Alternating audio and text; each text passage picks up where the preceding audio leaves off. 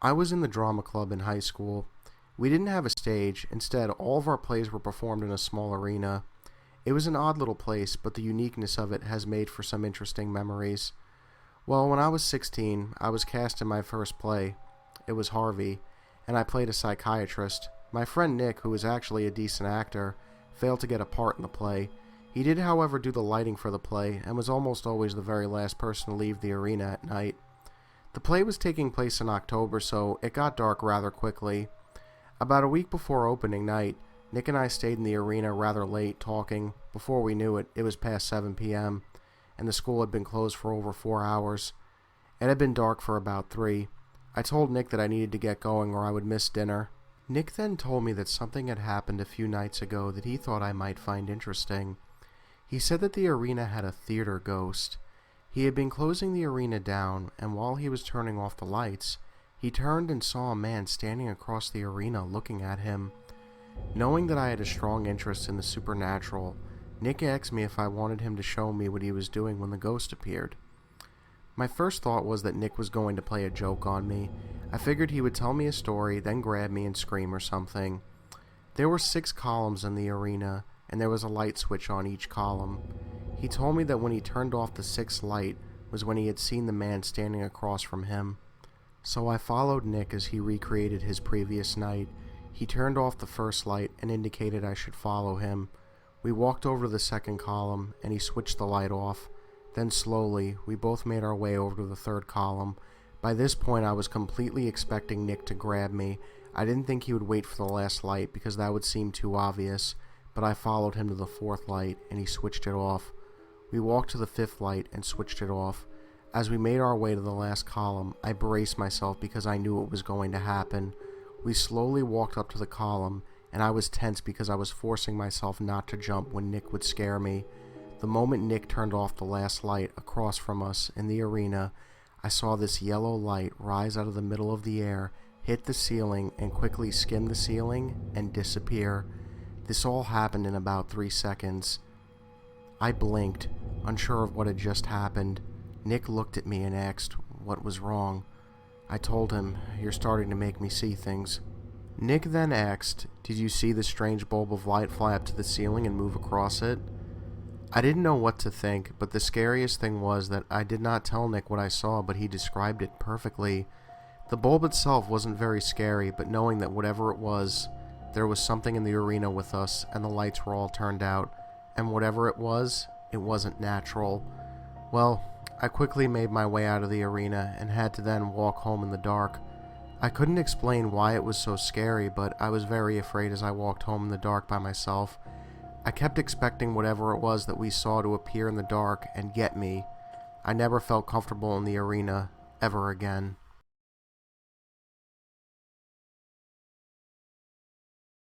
I was 17 years old at the time. My family and I lived in a small town with less than 10,000 people. I lived with my family in a gated community, and my mother and I would walk in the area next to the community, which was next to a church and a grocery store. We would take our 4 dogs walking. We had a Great Dane Rottweiler mix and 3 small dogs. It was a foggy day in late January when my mother and I were walking our dogs as usual. The area was supposed to be a shopping center, but it was never developed. We were walking in a street that circled around and had a street going through the circle that was surrounded by a main road. Basically a small circle with some land in between another circle going all the way around it. It's hard to explain. We were walking as we usually would after dropping my brothers off at school. A person entered the area and was walking in our direction. We had a large dog that wasn't too friendly, so we turned around and walked in another direction. It wasn't abnormal for people to walk through there with their dogs or just in general, so we thought nothing of it. But every time we turned to avoid him, he'd follow us. We thought he probably wanted to walk in there alone, so we left the circle and went onto the road that goes around it. We turned around, and guess who was not far behind? We tried to speed up, but trying to control a big dog and carrying 3 little ones made it difficult. We attempted to jog to create distance, and he still got closer and closer. We ran and didn't turn around until we were back in the circle where our car was parked, and once we got in there, he was no longer behind us. We laughed about it and thought we were just being paranoid. We were maybe less than 30 feet from our car when I turned around and saw that he was coming in his car with quite a bit of speed. We jumped in the car and turned it on, but at that point he stepped on the gas and turned last minute to not hit us. He just smiled and waved as he passed us by. This was really, really weird and like nothing we had experienced. We were kind of freaked out, so we just went home. We avoided the area for a few days and went back again. This time it wasn't foggy, but the guy's vehicle would show up and park in the same spot. We just walked as we usually would. This went on for days, then weeks. We thought it was really weird. We weren't being harmed, so we couldn't do anything. We would go out at random times and he would show up maybe within 10 minutes. This was very, very odd. We were at home one day, maybe 7 p.m. My dad would always leave for work at about 6:30. He worked nights, but 1 week on, 1 week off. We heard a loud bang. Naturally, I panicked and claimed it came from one direction, and everyone claimed from another. My dad and brother drove around the block. The main road in the gated community ran behind our house, so they checked there, and nothing was there. We looked around our backyard and found a small piece of 2x4, which we assumed was thrown at the house. This wasn't the only thing that was found. There was a green area of plant growth by my window. These had grown pretty high since no one went on the side of the house because that's where the dog does his business. It was almost flattened out, as if someone had been standing there for quite a while. It wasn't as if someone stepped on the grass and displaced it just a little bit. I mean, it was almost flat. Someone had been standing there a lot. Someone could easily climb up. Our fence is parallel to the main road because there was a tree at both ends of the fence, and it was pitch black at night. We were very, very afraid at this point. This was just the beginning. Over the next couple of weeks, someone would throw something at our house just about every other night. This would really upset the dog, and he would run out and angrily bark. We would even take turns staying up at night, and we would hear a vehicle behind the house more often than not. One day the security guard for the area called us in the morning and told us there was a red vehicle parked behind the house, and claimed that they were newspaper delivery guys. She had worked there for years and had never seen them before. We don't know who the second guy was, but we were glad she spotted them. Who knows what would have happened. Eventually, we notified the police of this creeper guy. They couldn't do anything because there was no proof, and he hadn't threatened to harm us in any way. One day my dad was home, and we decided to conduct an experiment. He stood in our backyard with binoculars, and we decided to go walking and see if he would show up. 10 minutes after arriving, he shows up. My dad said he just got out of his vehicle and stood there and watched us. He called the police, but he was gone before they got there. They assumed he could just be a lonely old man. Yeah, sure. After months of this, he's just a lonely old man. They just told us to tell them about anything that happened, so we did, but so did he. He would go into the police station and yell at them, and make up bogus stories on how we followed him and would threaten him, and make him feel like he wasn't welcome to walk there. They knew this wasn't true. Eventually, they told him that if he bothered us anymore, they would arrest him. We never had any trouble with him after that. My mom installed floodlights in our backyard, so now we have them on at night, but still, this went on for months and nothing could be done. We were very on edge for a long time. We were terrified and we had been stalked and nothing was able to be done about it. I'm just glad it's all over now.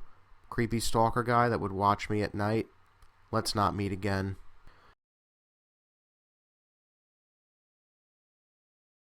This was about 10 years ago, but still gives me chills just thinking about it. My now ex-wife and I had just gotten married and moved into a new neighborhood. We moved in the winter. As spring came, we noticed there were multiple dead animals in the yard. We cleaned them all up and started to do improvements to the outside of the house and painting on the inside. I started to notice strange things going on. Keys not where I left them, stuff like that, small. I just thought I was just being forgetful. Then things slowly started to escalate. While in bed, I could swear I could hear barely audible conversation, like a radio in a far room. As soon as I would try to focus on it, it would go away. I started to hear footsteps at the other end of the house. One night while laying in bed, I hear a huge crash woke me up out of the dead of sleep.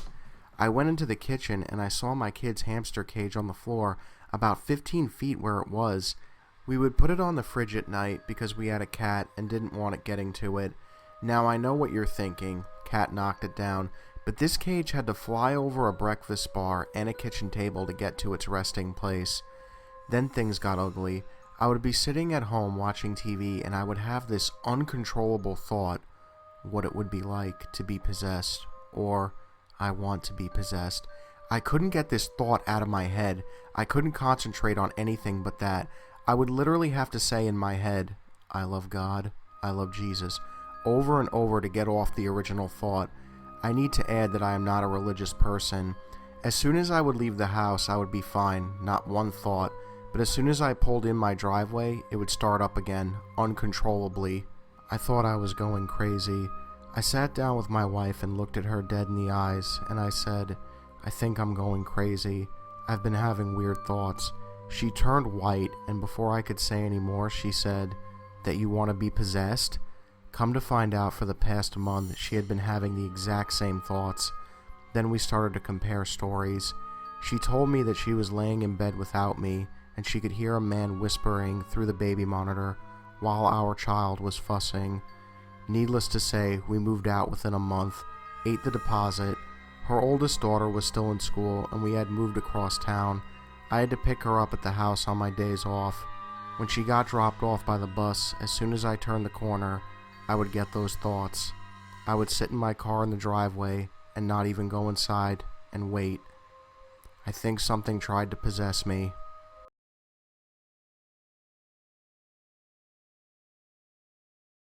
This happened to me about 2 months ago, and I am a 15-year-old male. I was home alone one weekend. My mother and grandmother were at my uncle's lake house. It's about a 4-hour drive to get there. I've always been scared to stay alone, but after a few days, I've gotten used to it. It was about 4 p.m. on a Saturday. I just got back from taking my dog for a walk. Then I ordered some food and watched TV until it came. After I ate, I decided to take a bath. I went into the bathroom, turned on the water, and opened the window. It started to get quite dark out, so I didn't want to stay in there long. I cleaned up the kitchen while waiting for the bathtub to fill up. I grabbed my phone and got into the tub and listened to music for about 20 minutes. I was only going to stay in there for about 10 more minutes, but that's when I noticed the shower curtain moved a bit. Please keep in mind that my shower and bathtub are separate and also parallel to each other. I just brushed it off as the wind blowing it like it normally does. It does that a few more times, and that's when I started to get a bit freaked out. I grabbed one of my grandma's candles from the edge of the tub and threw it above the shower curtain. Ow. When I heard that deep, scratchy voice say ow, all of the hairs on my body stood up and I couldn't make a noise or move. The shower curtain rips open, half of the hook supporting it come off, and I see a naked man in his 40s or early 50s sitting there, playing with himself. I grab a few more candles and throw them with all my strength, and I dash out of the bathroom as fast as I can to grab my grandma's gun. I hear the side door open and slam shut.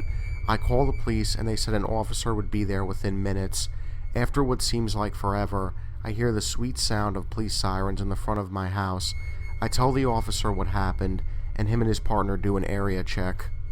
They tell me that they couldn't find any trace of him, and to call if I see him again. I'm positive that he got through the bathroom window while I was in the kitchen. Nothing strange has happened since then, but I haven't told anybody about what I went through.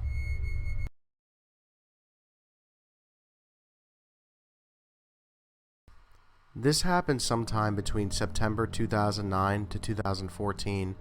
I was 17 at the time. There's definitely a backstory, but to prevent spoilers, I'll leave that till the end. Unlike most people in my high school graduating class, I knew what I wanted to do as a career, and I was ready to get out and begin a new chapter in my life. When I started college in September, I was still dating my high school boyfriend at the time, but that quickly fizzled as soon as we started going to our separate schools. It wasn't long until I met Derek. I had actually met Derek a few months before the start of school when the college arranged a meet and greet of new students. We only talked briefly, and all I knew was that he was from the same city I was, but went to a school on the opposite side. Our program was divided into 2 sections. The first half would take all the classes in the morning, and the other in the afternoon. Derek was in my morning classes. He seemed really sweet, handsome, and funny. We clicked right away, and it wasn't long until we started dating. There were no warning signs in the beginning, and everyone seemed to really approve of our relationship. my parents included, and that's saying a lot since they're incredibly hard to impress. We were inseparable during our first year of college. Just before second year, we find out that we're split in separate sections so we could all get to know the rest of our program better. But right on the first day, Derek surprises me by telling me that there was a mix-up with his schedule and they moved him back to my section. I guess now that might have been my first red flag that something was up, but I was just so happy I get to see him every day again. Fast forward to the end of the school year, we graduate and start working in our fields. We end up saving enough to rent out a basement apartment close to a train station where we commute to work. Everything is a dream come true for me. Good job, good boyfriend, good life. Not long after that, Derek proposes to me on December 2011. On February 2012, Derek gets a call from work and tells him that he has to travel aboard for a week on a project. We say our goodbyes and I head back home. The next day I decided to clean up our floor since I was expecting my mom and my sister that night. In our bedroom we have a 2-door walk-in closet and they split perfectly, dividing my side and Derek's side. I roll my eyes as soon as I look at Derek's side because he tended to keep things untidy and unkept on his side, while mine was neat and even color coordinated. As I move and shuffle stuff around, I see a big box. Being the curious person I am, I pull it out. Once I open the box, I immediately see notes and developed photos. As I rummage through the photos, I see pictures of us on vacation, during graduation, and some candids he snapped of me on campus. Every now and then, I'd even find ones of me sleeping on our couch or in bed. I thought it was weird but endearing. He was the love of my life after all. It was what I saw in the next few photos that sent a chill to my spine to this very day. The next pile of photos started out normal enough. I knew most of them were from our college days, but then I noticed photos from our orientation day, when I first met Derek. Only they were from far away. Most were obscure and blurry, but there's no doubt that it was me. I was wearing my Zelda shirt on that day, and I remember lending it to my cousin after that, who lost it, so I know that I had never worn that Zelda shirt again since. I kept going through more pictures, and I see photos from me in high school, around my old job, at my friends' parties, and with my ex-boyfriend. The last photo was of me staring out of my bedroom window in my old house. I could tell even from the picture that I was at least 15 at the time. It was then that it hit me. Remember my backstory? Well, back in high school, right around the time I was 15, I kept getting that sinking feeling that I had eyes on me 24/7. I would feel something or someone look at me, and it even got to the point where I was getting calls in my house in the middle of the night. I would get random IMs from Anonymous or Watching You, saying how I looked so pretty and how he couldn't wait for me to be his. I never told my parents because I'm stupid, and the only people who knew my stalker were my best friends and my high school ex, who actually saw a figure staring at us when he had driven me home one night. He tried to chase him, but to no avail. I would get Twitter and Facebook requests from my stalker, all with the same creepy messages. All of them only stopped, yup, you guessed it, as soon as I met Derek. Creepy enough, Stalker's last message to me was the night before orientation that said, "See you soon." As soon as I pulled myself back into the present, I told my mom and my sister everything that had happened, and they helped me pack my stuff up and move into my sister's house. Thankfully, he didn't know the address, and my parents had moved out of my childhood home as soon as we had all grown up. I blocked and deleted and removed every trace of him on social media and changed my number. My friends refused to give him any information about me, and our college buddies had threatened to hurt him if he ever came close to me. He started coming to my job and demanding to see me, but I had already told my boss, who let security know, to never allow him on the premise. For a full year and a half after that, I was picked up by my friends, my parents, or my sister anywhere I went in case he came for me. I recently found out he had been fired from his job and moved across country and is in jail for soliciting sex from a minor. So Derek, please, let's never meet again.